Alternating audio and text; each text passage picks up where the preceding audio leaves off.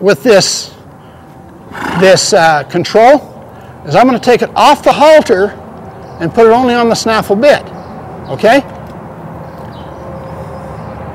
But I'm not going to do it right now. I'm going to do it later. So we've got to figure it out, or she's figuring out that when I ask pressure on the right, she gives to the right. When I ask pressure on the left, she gives to the left, right? We all on the same page there?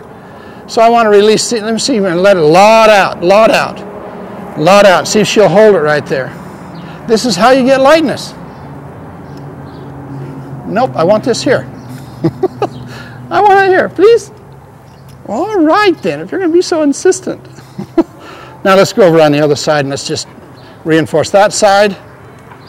And then we'll see where we are. Now, I want to just also say this bit I'm using, the snaffle bit, that's come through a lot of trial and error, and that's the best for starting a Colt. That's the best snaffle bit you can use. It's called a full cheek snaffle. See how easy she is over here now? This is all going to have a lot of relevance when I get in the saddle, which is going to be in just a minute or a few minutes. Yeah, and she's kind of said, I'm your friend. Now watch this, watch this, watch this. I want her head down. So I put my hand there, and when her head goes down, I take my hand off. Again, the pressure. How much pressure? She's not doing it really well. I want someone to add a little more pressure right there. Right there. And then she's going to go down. Put that head way down, way down, way down. Right between her ears. Right between her ears. You know, I'm going to tell you how to do that. There's a bone right there. You know the bone? On the other side, I use that finger. If I get one that's really pushing on me, and I push right in that soft spot, and as soon as that head goes down, an inkling, I let go. Now you got to watch. This is the part that you really got. This filly did it pretty fast. But you got to, as soon as that head goes down, you let go. They all want pressure to go away. So here, a little bit of pressure, but I want it, now it went away. It went away. But if she didn't, I'd put more pressure. Right on the other side of that bone. And it's a little tender right there. Every nerve in a horse's body comes right past their ears. You ever have one that's real stubborn? That doesn't Absolutely. And it works on everything. But in degrees. Okay? In degrees. So those degrees are, and one that's been doing it all their life is the biggest problem. You understand? Yeah. Okay. So her head's down, everybody's happy. No, I want your head down. Okay. No, I want your head down. I want your head down. You're hard to get along with. I thought you were my friend, she says. I was kind of your friend, but not really. I am your friend. I want to be your friend. Now we have an agreement, see? I'm your friend if you don't buck me off. Well, now wait a minute. So how would you do that if you can't even hardly reach the top of their head when it's up? Well, and if it's up here, my hand reaches, pretty high. But again, that's why people bring horses to me, because I can reach high. Not really. You could probably reach high too. But what they will do, say you have an obstinate one, is you'll put that pressure there and they'll go like this. And so that's why you have, the control here. So you control this, the side. That's why, you do all that stuff. It helps. One adds to the other. And then you ask this down, this down, this down. Well, I've overdone that. So let's get the saddle on her. And let's see what happens. Does anybody have any predictions? Now, earlier you said rope and metal not good. Well, yeah, I don't like it because the metal will cut the rope. Yeah. And another thing, metal snaps, break. This thing, I can't ever remember one breaking, ever. And it works so good, so that's why I do it. Okay, baby doll, let's go see what happens. Now, we're back into desensitizing, okay? Because that saddles a lot. And I think this mare's been saddled, hasn't she? She has. She has. Now, so that's gonna expedite things a little bit. Here's the way it is with me starting colts. If you can saddle them, you can ride them. And I'm going to show you that today. I've even ridden horses that end up in bucking strings that have never bucked with me. Now, does that mean I don't ever get bucked off? No, I get bucked off. I make mistakes. I miscalculate, but generally it's just pretty on, okay? So the first thing I'm going to do is just kind of curry her off like so that she can, you know, feel good about life. And by the way, some of them, you get right here and they really freak out just over this. So,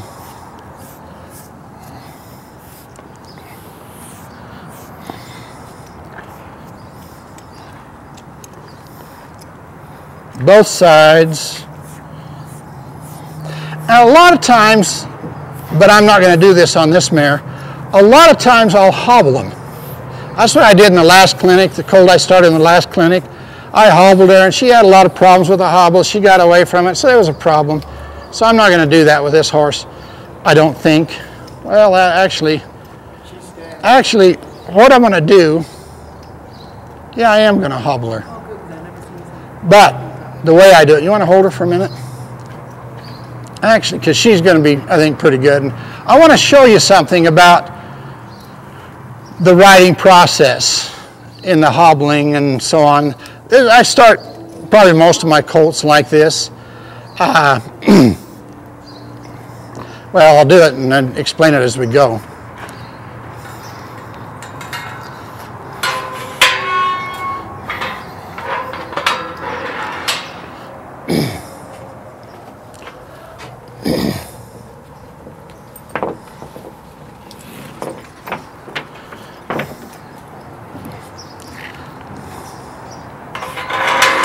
Every once in a while you get one that too much energy or there's something wrong, so you know I don't do the hobbling thing and now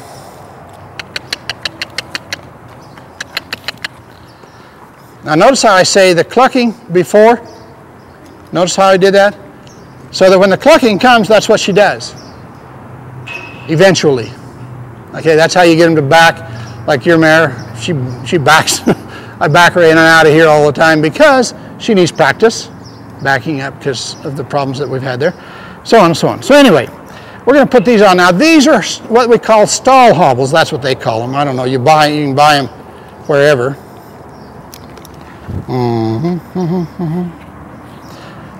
This humming sound, I taught you this humming sound thing.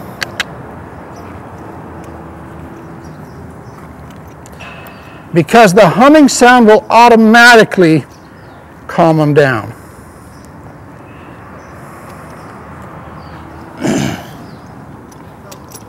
Okay, come over here so everybody can watch. Just want to watch.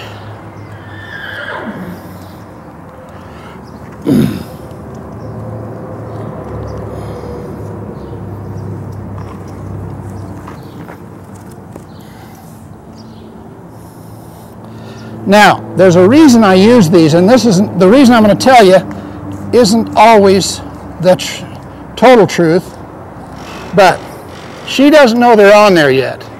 Regular hobbles in the beginning stages can scare them.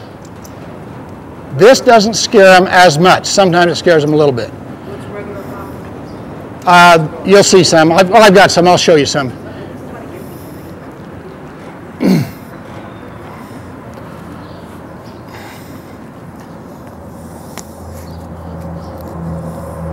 So, now right there, what this does is it says, stand still for me, okay?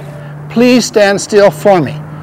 But it kind of, how do I say, it kind of